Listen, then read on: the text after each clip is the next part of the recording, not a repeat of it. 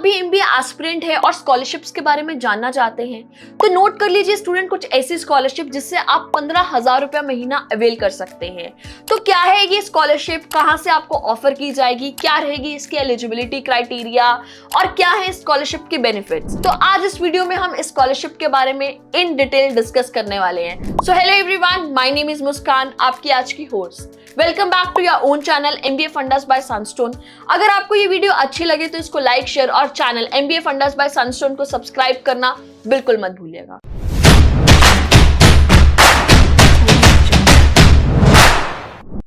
To get free career counseling, check the link in description box and pin the comment below.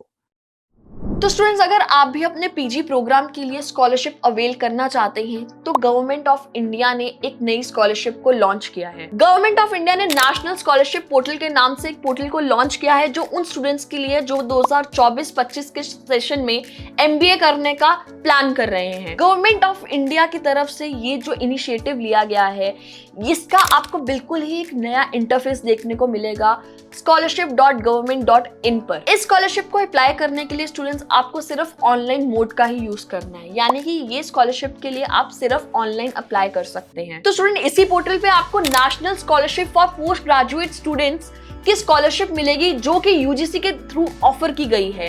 ये scholarship उन students के लिए है जो एमबीए प्रोग्राम के लिए प्लान कर रहे हैं। इसकी रजिस्ट्रेशन ऑलरेडी स्टार्ट हो चुकी है जो कि आप इसकी पोर्टल पर जाके देख सकते हैं। और इस स्कॉलरशिप की लास्ट डेट स्टूडेंट्स आपके लिए रहेगी 31 अक्टूबर 2024। तो अगर आपने अभी तक अप्लाई नहीं किया, स्टिल आपके पास स्टूडेंट टाइम है इस स्कॉलरशिप को अवेल करने का। तो स्टूडेंट्स, बात करें कि national scholarship for post graduate studies कैसे आपको हेल्प कर सकती है, तो सबसे पहले तो इसका बेनिफिट रहेगा आपकी फाइनेंशियल स्टडीज में, क्योंकि फाइनेंशियली आपको कैसे सपोर्ट करेगी, क्योंकि यहाँ पे आपको 10 महीनों के लिए 15,000 रुपया मिलता है। तो इससे आप अपने बेसिक जो एक्सपेंसेस होंगे, जैसे कि आपकी बुक्स हैं, आपके एजुकेशनल एक्सपेंसेस आएंगे, आप उसको कवर कर सकते हैं। दूसरा है हायर एजुकेशन को इनकरेज। तो डेफिनेटली अगर किसी भी स्टूडेंट की फाइनेंशियली कंडीशन थोड़ी वीक है तो ये एक बहुत अच्छा सोर्स है उन स्टूडेंट के लिए कि वो अपनी एमबीए कर सकते हैं। तीसरा है मेरिट बेस्ड सिलेक्शन।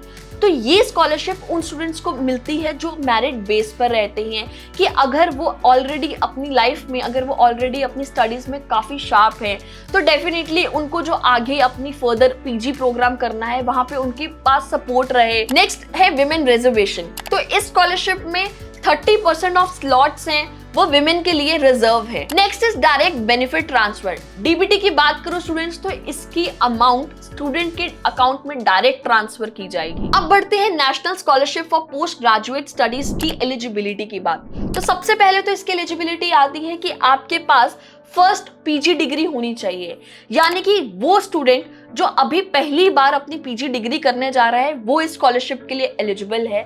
ऑलरेडी अगर आपने अपनी पीजी डिग्री कर चुके हो या आप एक बार दोबारा अपनी पीजी डिग्री प्लान कर रहे हो, उसके लिए आप ये स्कॉलरशिप को अवेल नहीं कर सकते हो। Next is first year admission. तो स्टूडेंट, इस स्कॉलरशिप के लिए सिर्फ वही स्टूडेंट्स एलिजिबल है जो ऑलरेडी अपना 1 साल की एडमिशन किसी भी इंस्टीट्यूट कॉलेज में ले चुके हैं। इंटीग्रेटेड प्रोग्राम की बात करो स्टूडेंट्स, तो अगर आप अपना किसी भी इंटीग्रेटेड प्रोग्राम में एडमिशन लेना चाहते हो तो ये स्कॉलरशिप सिर्फ आपको पीजी कंपोनेंट के लिए ही मिलेगी। नेक्स्ट आपके पास रहती है एज लिमिट। तो इस स्कॉलरशिप को अवेल करने के लिए आपके पास मैक्सिमम 30 इयर्स है।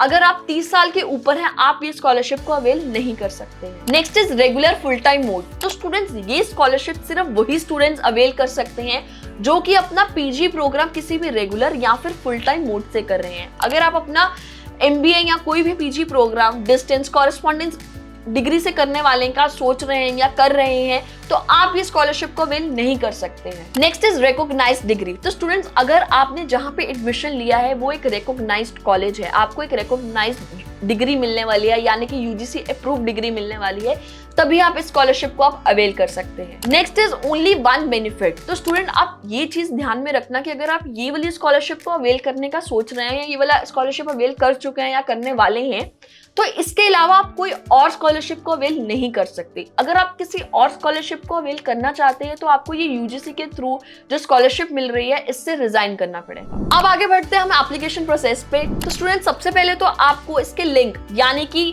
scholarship.government.in जो आपको स्क्रीन पे दिख रहा है, इस लिंक पर आपको नेविगेट करना पड़ेगा। इसके बाद आपको सबसे पहले यहाँ पे वन टाइम पासवर्ड यानी कि ओटीपी डाल के अपना नंबर डाल के रजिस्टर करना पड़ेगा। जैसे ही स्टूडेंट्स आप इस लिंक पे जाके ओटीपी के साथ रजिस्ट्रेशन करते हैं, आपको एक फ्रेश एप्लीकेशन फॉर्म मिलेगा जिसे आपको फिल करना होगा। तो स्टूडेंट ओटीपी के बाद लॉगिन करने पे आपको दो ऑप्शन मिलेंगे, एक तो आपके पास फ्रेश ऑप्शन रहता है और एक आपके पास रिन्यूअल एप्लीकेशन का ऑप्शन रहेगा। तो अगर तो आप अभी अप्लाई करने वाले हैं तो आप वहां पे जाके फ्रेश एप्लीकेशन पे क्लिक करेंगे और वहां जाके न्यू रजिस्ट्रेशन पे क्लिक करेंगे। न्यू रजिस्ट्रेशन का पेज जैसे ही आपके पास ओपन होगा, वहां पे आपको कुछ अपनी बेसिक डिटेल्स, अपने डॉक्यूमेंट्स, अपनी फोटोग्राफ, ऐसी चीजें डालनी पड़ेंगी। सारी डिटेल्स फिल करने के बाद स्टूडेंट आपको एक यूनिक आईडी और पासवर्ड मिलेगा जो आपको आपके फोन पे एसएमएस के थ्रू मिलेगा। बाकी आपको क्या क्या डॉक्यूमेंट्स डालने हैं, क्या क्या डिटेल्स फिल करनी है, ये आप स्क्रीन पे देख पा रहे होंगे। फिर आप अपने आईडी पासवर्ड के साथ नेशनल स्कॉलरशिप पोर्टल पे जाके रजिस्टर कर सकते हैं, देख सकते हैं वहां पे डिफरेंट स्कॉलरशिप्स और आप उस स्कॉलरशिप्स के लिए अप्लाई कर सकते हैं। तो स्टूडेंट ये थी आपकी आज की वीडियो जहां पे हमने स्कॉलरशिप्स के बारे में बात की। अगर आपका कोई भी डाउट होगा हमें कमेंट सेक्शन में जरूर बताइएगा, हम आपके लिए ऐसे ही वीडियोस लाते रहेंगे।